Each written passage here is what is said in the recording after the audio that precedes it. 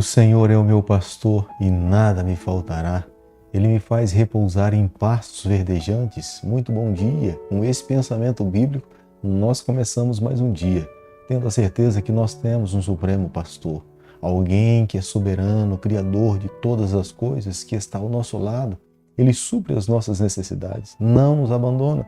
Nos momentos difíceis, Ele é o nosso companheiro, é nosso amigo e se faz presente em todas as circunstâncias da nossa vida. É por isso que nessa manhã, quando nós nos levantamos, os nossos pensamentos se voltam para Deus, reconhecendo, pedindo a bênção dEle sobre a nossa vida. Deixo com você nesse momento uma parte da palavra do Senhor, do livro de Salmo, capítulo 119, versículo 98, onde o salmista Davi diz o seguinte: os teus mandamentos me fazem mais sábio que os meus inimigos, porque aqueles que eu os tenho sempre comigo. Salmo 119, versículo 98. Os mandamentos do Senhor estão sempre guardados no nosso coração. É por isso que a cada dia nós vivemos uma vida fiel, amando ao Senhor, seguindo os seus ensinamentos. Queremos a cada dia viver dessa forma. A cada dia nesse canal nós estudamos um capítulo da palavra do Senhor. E nessa manhã nós iremos estudar o último capítulo, o capítulo 10 do livro de Esther. Depois disto, o rei Assuero impôs tributos sobre a terra e sobre as terras do mar.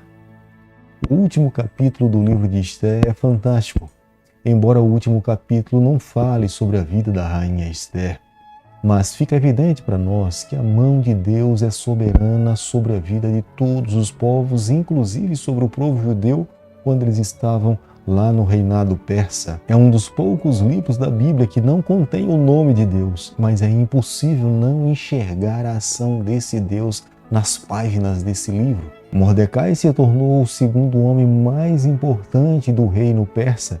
Com cinzas na cabeça, com um saco de pano, ele estava vestido. Deus reverteu a sua história. Uma forca já tinha se levantado para que ele pudesse ser enforcado nela, mas Deus fez uma reviravolta na sua vida. Em vez dele morrer, aquele que planejava o seu mal acabou sendo enforcado e Mordecai é honrado e reconhecido pelo rei Assuero dentro do Império Persa. Como nós podemos ler no versículo 1, Dário Starpes é o primeiro a cobrar tributos de forma universal. Mas Xerxes, o rei Assuero, ele também é aquele que se envolveu na cobrança de tributo sobre todos os povos pelo qual ele tinha domínio.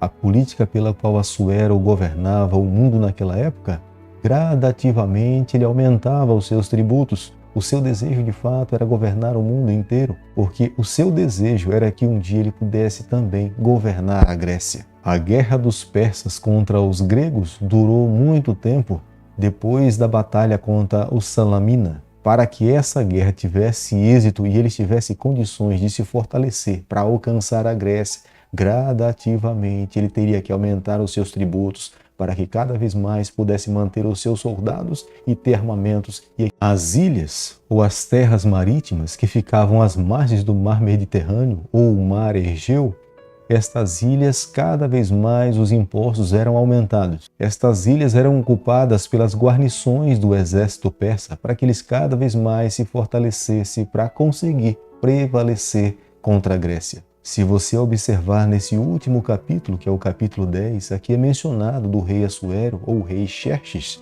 como também de Mordecai. Mas a essência desse livro não está nessas duas pessoas, mas está na providência do Altíssimo em conduzir o seu povo no Império Persa. Embora eles estivessem cativos, Deus jamais tinha se esquecido do seu povo. Ele é fiel na sua palavra. No tempo de Deus, na época do Senhor, todos os seus filhos seriam libertos, amparados e protegidos pela aliança um dia assumida com Abraão, com Isaque e com Jacó. Como nós podemos ler no versículo 2, a frase "estão escritos" é a mesma forma da escrita como nós encontramos no livro de 1 Crônicas e 2 Crônicas e Reis, 1 Reis e 2 Reis, para descrever os reis de Judá e os reis de Israel. O propósito é muito claro. Embora o povo estivesse disperso sobre a face dessa terra, parte estava no cativeiro persa, parte tinha voltado para Jerusalém, parte estava distribuída em outras partes, mas a aliança assumida por Deus com os seus antepassados mantinha-se de pé. Como nós podemos ler no versículo 3 do capítulo que nós estamos estudando nessa manhã, Mordecai ele assumiu a posição oficial, real do reino persa que pertencia a Amã depois de ter sido enforcado. Os registros históricos nos informam que no ano 465, Artagabo foi ele que assassinou o rei Assuero e ele passou a ocupar essa função que pertencia a Mordecai. Se os acontecimentos desse capítulo pertencem ao ano 474, é uma prova clara que logo depois, em seguida, tanto Esté como Mordecai perderam as suas funções. Possivelmente, a rainha Vasti, que tinha sido deposta da sua função, ela mais uma vez reconquistou a função de rainha do reino persa. Nas descobertas arqueológicas se descobriu o nome de Mordecai como sendo o segundo homem dentro da hierarquia de importância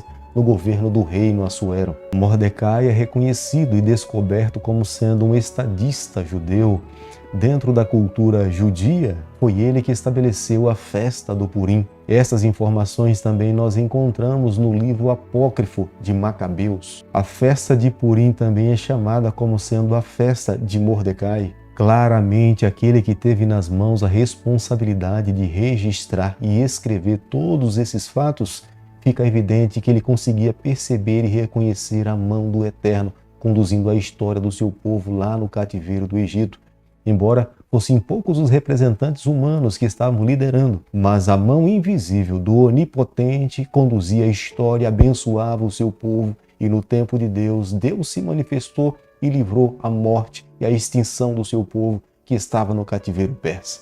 Apesar de muitas vezes não entendermos nada do que acontece com a nossa vida e muitas vezes imaginamos que é simplesmente obra do acaso, nós precisamos sempre continuar confiando e acreditando que Deus está conduzindo a nossa história.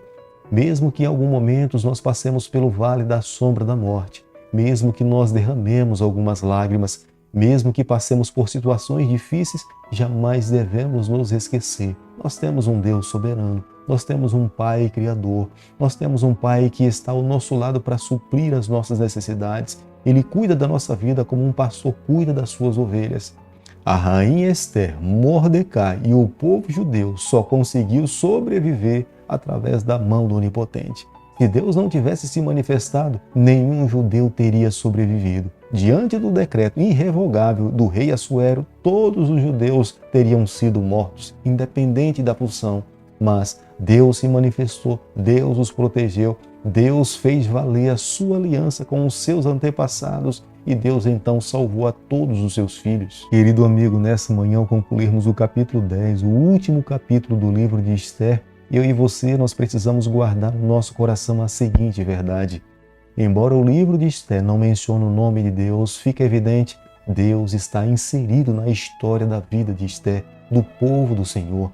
Aquele povo que aparentemente estava abandonado lá no Império Persa, não estava. Deus estava ali com eles. Deus lutou as suas batalhas. Deus chorou as lágrimas junto com o seu povo. E no tempo de Deus, na época do Senhor, Ele trouxe libertação para todos os judeus. Fica evidente para nós nessa manhã que quem de fato conduz a história do planeta Terra é o nosso Criador dos céus e da terra, o Deus de Abraão, o Deus de Isaac.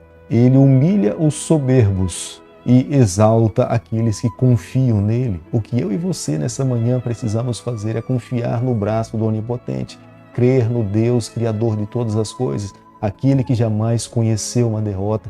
Se nós vivermos dessa forma, tenha certeza, nós iremos alcançar a bênção do Criador. Querido Pai, nas Tuas mãos nessa manhã nós nos colocamos, confessamos as nossas falhas, nós abrimos o nosso coração. Nós queremos ser do Senhor por toda a nossa vida. Fica conosco no decorrer desse dia. É o nosso pedido e a nossa oração e nós fazemos em nome de Jesus. Que o Senhor te abençoe e te guarde. Que Ele faça resplandecer o seu rosto sobre você. Que Ele tenha misericórdia de você. Que sobre você nessa manhã Ele levante seu rosto e conceda a sua paz em nome de Jesus. Amém.